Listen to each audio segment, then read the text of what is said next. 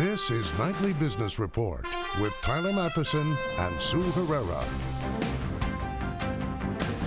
In like a lion, stocks fall sharply on this first trading day of March as the White House promises steep tariffs on steel and aluminum, sparking fears of a trade war. Round two, the Fed chief back on Capitol Hill today. A new tone, though. The economy is not overheating. Tapping the brakes, auto sales slow, but few in the industry appear worried. Those stories and more tonight on Nightly Business Report for Thursday, March 1st.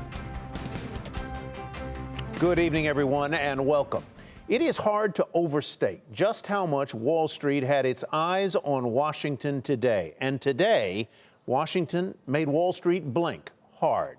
Stocks tanked after the president said he plans to impose steep tariffs of 25% on steel imports and 10% on aluminum across the board. The announcement caught investors off guard and raised concerns about the prospect of retaliation from some of our major trading partners. Such a move, experts say, could ripple through the economy and affect a number of sectors, given that the U.S. is the world's largest steel importer. And that is why stocks took such a tumble. The Dow Industrials shed 420 points to 24,608. The Nasdaq off 92. The S&P 500 fell 36. Steel stocks, though, went in the opposite direction, rising on the idea that tariffs could be put in place. Kayla Tausche is in Washington tonight. President Trump told steel and aluminum executives he's made up his mind to slap tariffs on imports. Trump says that's the way to end years of unfair trade practices. So we're bringing it back, and we're going to bring it back relatively rapidly. The president's decision clashed with some of his top aides and GOP lawmakers. They're concerned about higher prices of goods made from those products, everything from beverages in aluminum cans to farm equipment to cars and trucks. But Century Aluminum CEO Michael Bless says concerns of higher prices are overblown. The worst case happened. Unlikely, history says it won't, but if it did and that whole tariff got translated into the price of that motor car, $37. Auto executives scoff at that claim, and free trade advocates say tariffs would be a drag on the economy. Historically, when we've protected these industries with high tariffs or high restrictions, we find that it ends up losing more jobs than it produces. The news was not well received outside the U.S. The World Trade Organization said the levies broke its rules, and European allies, as well as China, have considered retaliating on products like bourbon, motorcycles, and grains and soybeans. This is certainly a huge intensification of trade conflicts. It reverses really 70 years of the U.S. trying to open markets around the world. The president is expected to sign the tariffs next week. There is still work to be done, and that means uncertainty in the meantime and potential pressure for a change of heart. For Nightly Business Report, I'm Kayla Tausche in Washington. The other big story today was also out of Washington. Fed Chair Jerome Powell was back on Capitol Hill testifying on the economy just days after suggesting that a strengthening economy could lead to more interest rate increases than expected this year. But today, his comments appeared much more measured. Steve Leisman has the details. On the second day of his testimony, Fed Chairman Jerome Powell struck a more dovish tone. While he warned on day one that the economy could overheat, on day two he said there's actually no evidence it's overheating. And while the market worries about wage inflation, Powell seems less concerned, at least for now. We see wages by a couple of measures trending up a little bit, but most of them continuing to grow at about 2.5%. So nothing in that suggests to me that wage inflation is at a point of acceleration, and so I would expect that some continued strengthening in the labor market can take place without causing inflation. Powell stuck to his generally upbeat view on the economy and the tax cuts. He suggested they will help spur economic growth and capital spending, along with productivity and maybe even wage growth. But the new Fed chairman, in his first congressional testimony, followed his predecessors in warning about big deficits. He said the fiscal path of the United States is unsustainable. And Powell weighed in delicately on the critical issue of trade, tariffs, and protectionism. I think that the record is clear that over long periods of time for many, many countries, trade is a net positive. It spreads productivity. It forces our companies to compete. The tariff approach is not the best approach there. The best approach is to deal directly with the people who are affected rather than falling back on tariffs. Next major stop for Powell, the March 20th Fed meeting, his first as chairman, will he'll likely raise interest rates by a quarter point and perhaps provide more clarity on just how high rates go from here at the new Powell Fed. For Nightly Business Report, I'm Steve Leisman. And let's turn now to our two guests for more on the markets and the economy in light of this news today. Art Hogan is Chief Investment Strategist with B. Riley FBR, and Joe Brusuelas, Chief Economist with RSM. Mr. Brusuelas, welcome. Good to see you, and Art, you as well. Let me just ask a simple question, Joe. From an economic perspective, are these tariffs a good idea? No, they're not. They're one small step towards a trade war and one giant step backward for the U.S. economy. If these are fully implemented at the levels Mr. Trump is suggesting, you're going to see job losses, higher prices, and disruptions of critical supply and value chains that both we and our major trade partners in NAFTA rely upon. While I'm definitely concerned with what's said today, I'm much more concerned with this larger spillover in terms of how the policy is designed and whether it's broad or narrow, and if it hits Canada or Mexico. Right, and Art, I think you share some of those same concerns, do you not? Specifically how it relates to the North American Free Trade Agreement, or NAFTA. Yeah, I think the biggest concern I have coming into 2018 is the successful renegotiation of NAFTA. It hasn't been easy. There's been a lot of bumps in the road. We're continuing the process. These tariffs could blow that up. We could absolutely destroy the ability to get this negotiated, especially if the tariffs are broad-ranging and adversely affect our two most important trade partners, which are Canada and Mexico. So, you know, unfortunately, this looks like a small step, but it's really the beginning of something much larger, especially if it adversely affects our ability to stay in NAFTA. So, Joe, you mentioned the possible impact on trade with Canada and Mexico. Canada is the #1 steel exporter to the United States. Mexico is #4. And in what the president said today, my sense was that there was not going to be any exception for any steel exporter to the United States. So it will hit Canada and Mexico. Well, that's right. Canada and Mexico account for 36% of our overall market. The way they talk about it, though, it looks like they're targeting China. China's only captured about 3.3% of our market. We really only import about 200,000 tons of metric steel per year. So I'm hoping the Trump administration reconsiders the broadness of the way they've shaped the policy, at least in the early phases. I do not see any economic or financial logic to any of this. This looks to have more to do with Mr. Trump's own interest than it does with the U.S. economy. So let me follow up, if I might there, and Sue, indulge me. People in the steel and aluminum industries make a very strong and anguished case that they have been victimized by unfair competition from lots of countries, including China, which, as you point out, is a small direct exporter to the United States. But in a conversation we had earlier today with the former head of Nucor, he said that is a masquerade because a lot of that Chinese product is coming in through other countries. What about the legitimacy of the steel and aluminum industries who make a very impassioned case on this? Okay, so there's three things here, just real quick. First is they're using national security as a fig leaf. That's simply not the case. We only absorb 9%, or excuse me, less than 1% of Chinese overall exports. Okay. 2, Nucor, AK Aluminum, AK Steel, ArcelorMittal, what they're doing is they're asking for protection, right? They want protection from foreign markets because they're not competitive. And what they're asking essentially American consumers to do is accept higher prices in terms of autos, aerospace products, and overall transportation. They're asking to be favored over GM and Boeing, which, you know, if you take a look at our economy, that's simply not, it's a simple non-starter from the get-go. The third thing here is I think that's really, really important, okay, is that these companies, as currently constituted, simply are not competitive on a global basis, and they do not deserve the protection. Art, let me turn you to the market and what this all portends for the market going forward, because we saw a fairly vehement reaction in the market this afternoon, and there is some talk in Washington that these tariffs or the suggestion of them might be expanded. What does all of this rhetoric out of Washington and possible significant action out of Washington mean for Wall Street?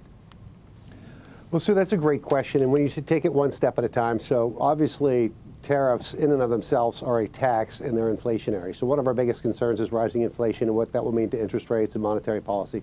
So if you combine all the things we're concerned about, rising interest rates, rising inflation, an aggressive Fed, all of that spells trouble for the markets and it spells trouble for the economy. So I think this is the exact wrong move at the exact wrong time to exacerbate concerns we have in this market to begin with. I think the best thing to do on trade is to posture like we've been doing, try to get better deals, negotiate better deals, but not try to support an industry that employs by a factor of 100 times fewer employees than people that use the raw material that they're producing. So I think you want to favor the people that are steel users, not the people that are steel producers, because there's 100 times more jobs created that way.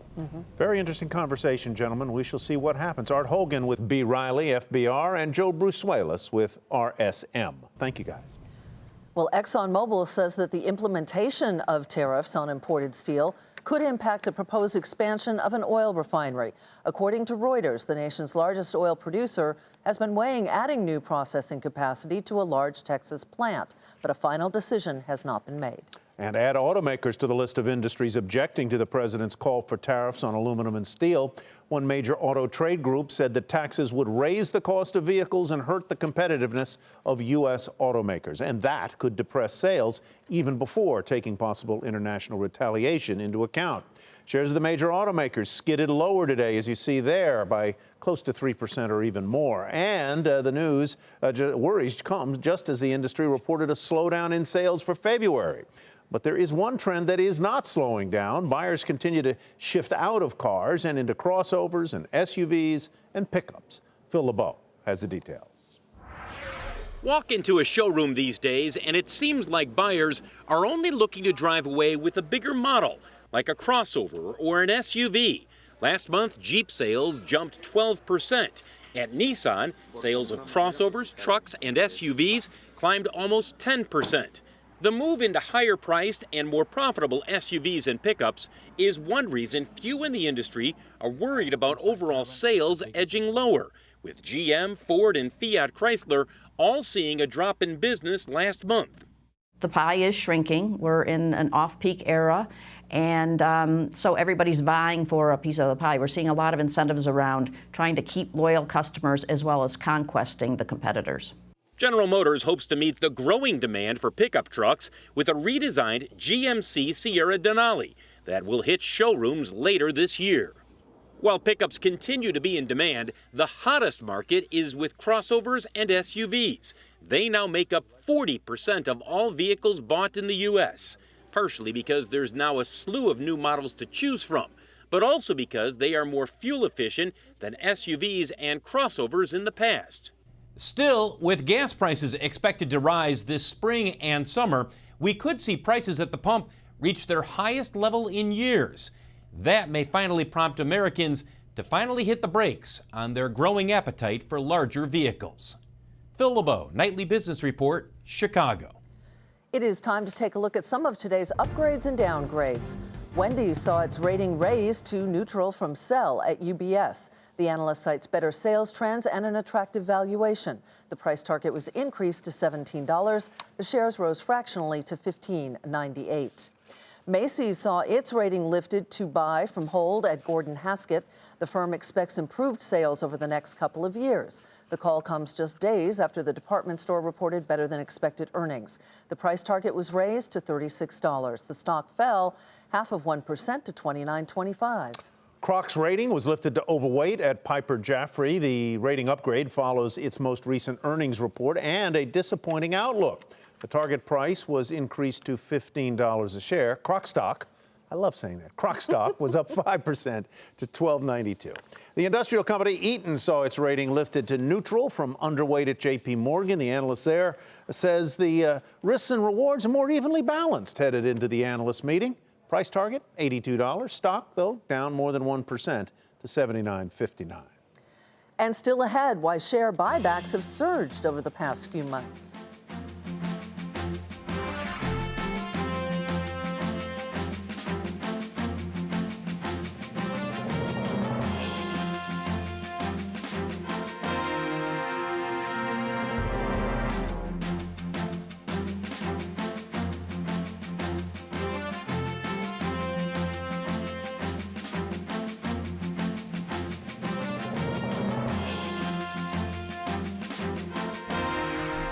A new development in a story that we've been following for you. Georgia lawmakers overwhelmingly approved a sweeping tax bill that was stripped of a provision that would have benefited Delta and other airlines. That provision would have eliminated sales tax on jet fuel, saving the companies millions.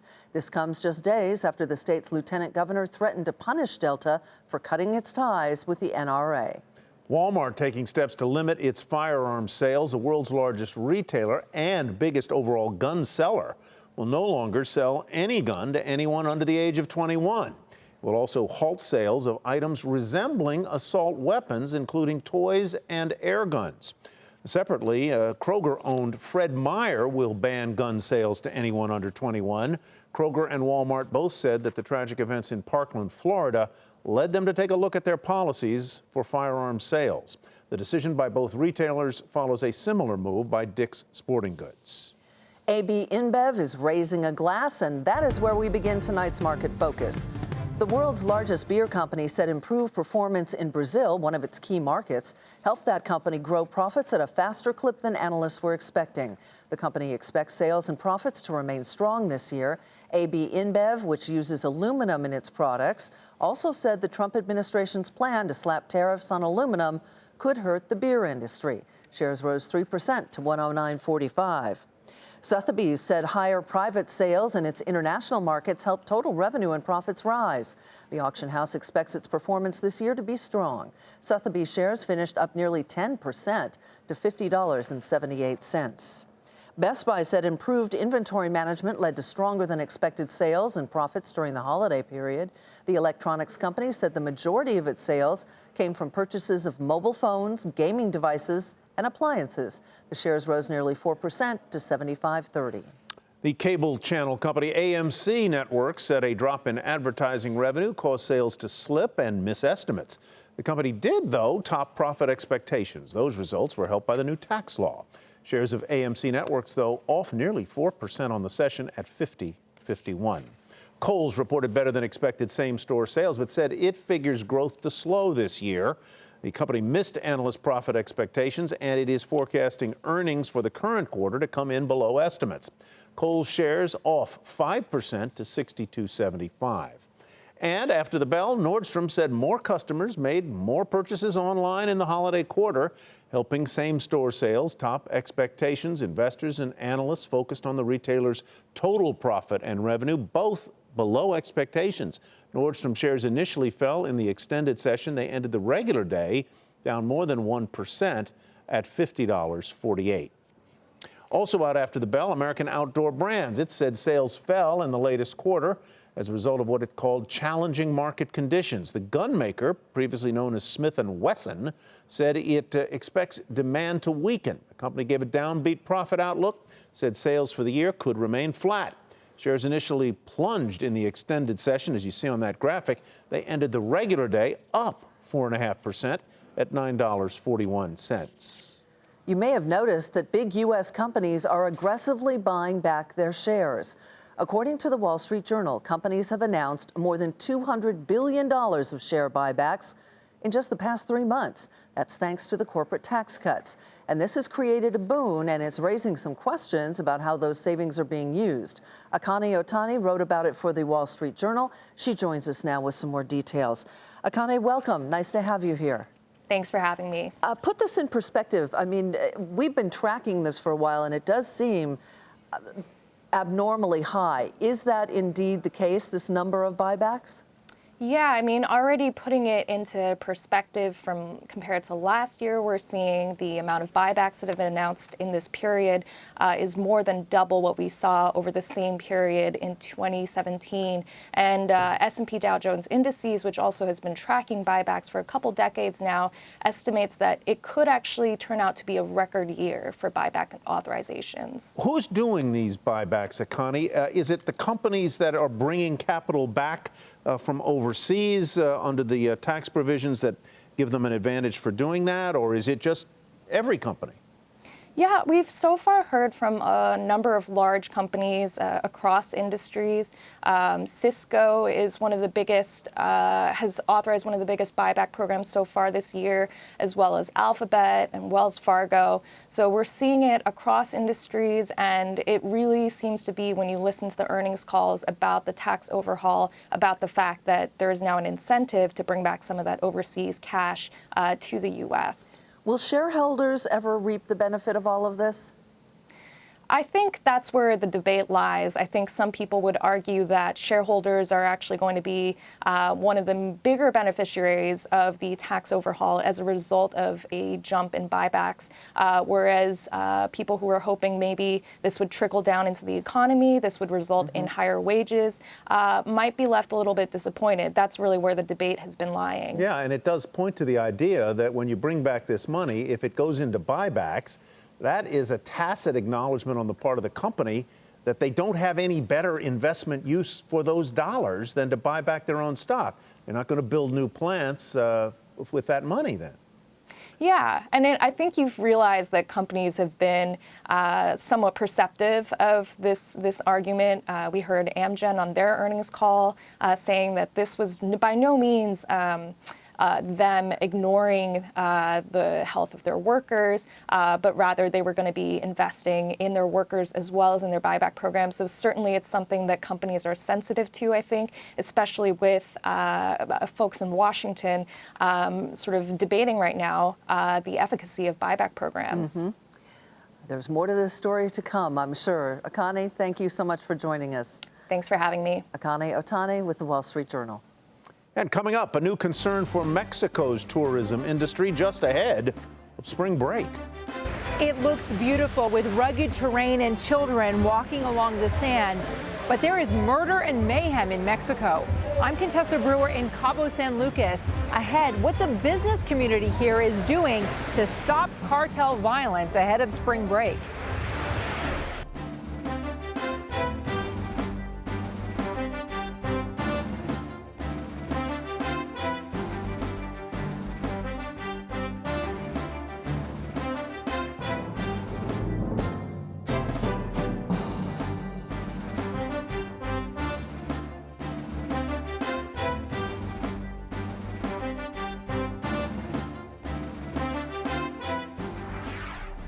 Nearly 2.5 million more Americans were impacted by the data breach at Equifax.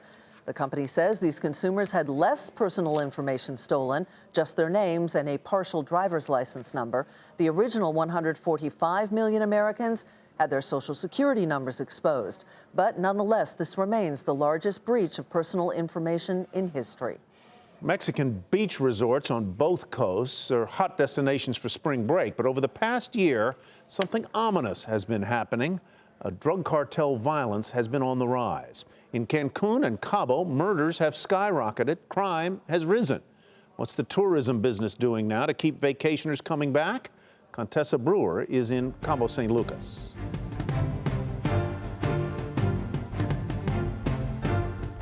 Last year in Los Cabos, there were some 300 murders, nearly a 500% jump from the previous year.